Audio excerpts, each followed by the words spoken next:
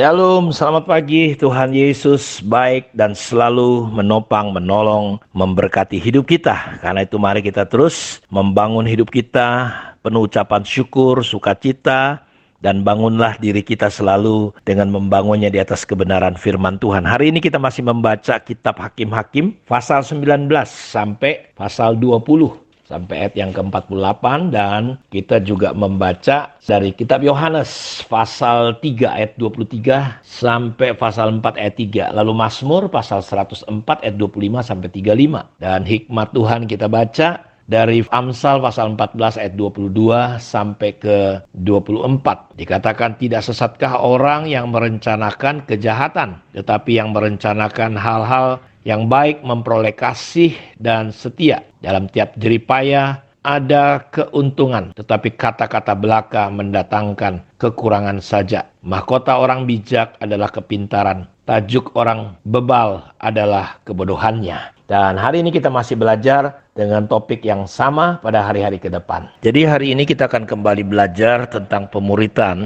dan pembapaan. Kita tahu bahwa kita sedang belajar dari Elia dan Elisa.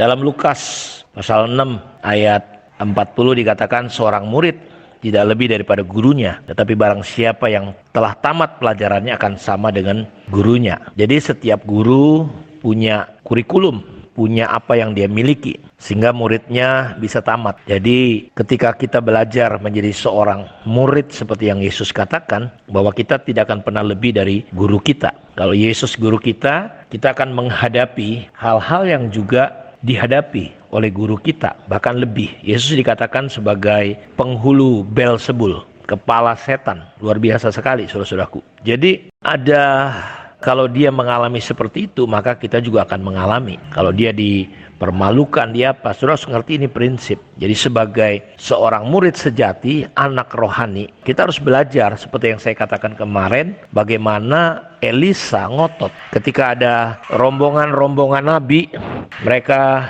menyuruh, bahkan Elia sendiri meminta supaya Elisa nggak usah ikut ketika ada di Yeriko, di Gilgal, di Yordan. Tetapi sudah tahu dia tetap ngotot, demi Tuhan Allahmu, demi dirimu, aku akan tetap ikut. Nah, ini yang saya mau beritahu, bahwa warisan rohani terjadi ketika kita masuk ke dalam hati daripada bapak kita atau guru rohani kita atau mentor kita. Jadi beda dengan nabi-nabi yang ada di Yeriko, di Betel. Mereka berhenti, mereka tahu. Ya, saya melihat bahwa saudara, Yesus masuk ke dalam hati bapaknya. Dia bukan hanya sekedar jadi anak, tetapi dia masuk betul-betul menjadi seorang anak. Dia tahu hati bapaknya. Jadi dia begitu dekat sekali. Karena itu saya mau dorong saudara, bahwa ketika Elia berkata, minta Allah apa yang hendak kulakukan kepadamu sebelum aku terangkat daripadamu. Ini seperti wasiat terakhir. Bedanya orang memberi wasiat sebelum mati, tetapi Elia memberi wasiat tanpa harus mengalami kematian. Jadi Elia tidak menawarkan ini kepada nabi-nabi di Betel atau yang di Yeriko, karena mereka di tempat jauh, tidak dekat dengan Elia. Belum juga dia yakin bahwa mereka bisa bertanggung jawab atas permintaan mereka. Elia tahu betul siapa Elisa. Jadi ini hanya ada di tempat persinggahan terakhir. Tidak terjadi di Gilgal, di Betel, Yeriko, melainkan hanya terjadi penawaran ini di seberang sungai Yordan. Hanya orang yang ikut menyeberang mendapat penawaran spesial ini. Kedekatan pada pemimpin, pada ayah rohani, pada bapak rohani, pada guru rohani kita. Sampai titik terakhir menunjukkan sikap apa? Loyalitas. Masa yang panjang, long life. Satu perjalanan sampai finish. Terkadang kan kita belum sampai finish. Seperti rombongan Nabi itu udah pergi, udah cabut, saudara-saudaraku. Ya, kita harus sampai garis akhir. Ini bukan masa sekolah 3-4 tahun seperti murid-murid dengan Yesus. Ini menghabiskan buku panduan saja nggak cukup. Harus siap sampai akhir hayat.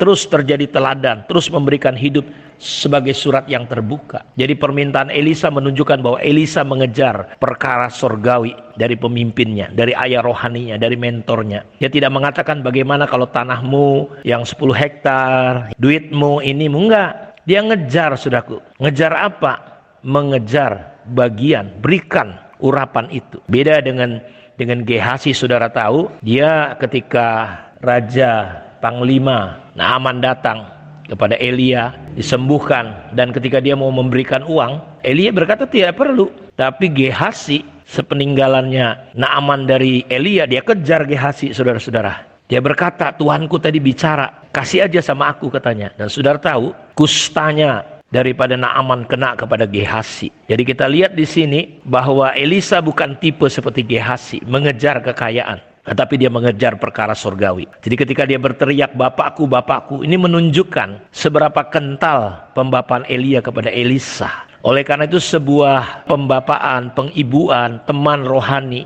itu jauh lebih daripada apapun, lebih daripada harta, penemanan itu. Jadi Rasul Paulus menempatkan diri sebagai ayah dan ibu rohani bagi orang-orang yang dia layani. Dalam 1 Tesalonika 2 ayat 8-12, bagaimana dia, saudara-saudaraku, sebagai bapak, sebagai ibu. Sebagai bapak dia memberi arah, mengayomi. Ya, sebagai ibu dia menasehati, menjadi teladan. Jadi di hari terakhir hidup daripada seorang pemimpin, berapa tingkat hubungan dia dengan banyak orang harus lebih kental disebut sebagai aku kehilangan seorang bapak, kata Elisa. Jadi dari sosok-sosok lain seperti pengkhotbah, pemimpin, sahabat, pembapaan harus jauh lebih menonjol. Pembapaan adalah persis seorang ayah pada anak-anaknya, bukan seperti seorang bos pada karyawan atau seorang guru pada muridnya. Jadi peristiwa Elia naik ke surga, ada jubah Elia yang terjatuh. Ya, dan itu bisa saja mungkin disengaja dijatuhkan Elia kepadanya sebagai ayah rohani. Jadi kita harus sengaja menjatuhkan jubah kita, urapan kita. Saya sebagai seorang hamba Tuhan, saudara, saya harus menyiapkan, mewarisi perkara-perkara surgawi rohani kepada orang-orang yang betul-betul, tentu saya nggak akan pernah bisa percayakan kepada orang-orang yang nggak bisa dipercaya. Percayakanlah kepada orang yang bisa dipercaya. Elisa adalah orang yang bisa dipercaya. Dia bisa memiliki contoh dan urapan daripada Elia. Ya, saya berharap saat teduh ini bisa menolong kita terus untuk belajar kisah pembapaan ini dari antara Elia dan Elisa. Kiranya Tuhan memberkati kita. Mari kita berdoa. Bapa, terima kasih untuk kemurahan dan anugerah-Mu. Diberkatilah semua anak-anak-Mu pada saat ini, dimanapun mereka berada. Ada kasih karunia dan kemurahan Tuhan. Dalam nama Tuhan Yesus kami berdoa. Amin. Tuhan memberkati kita semua. Shalom.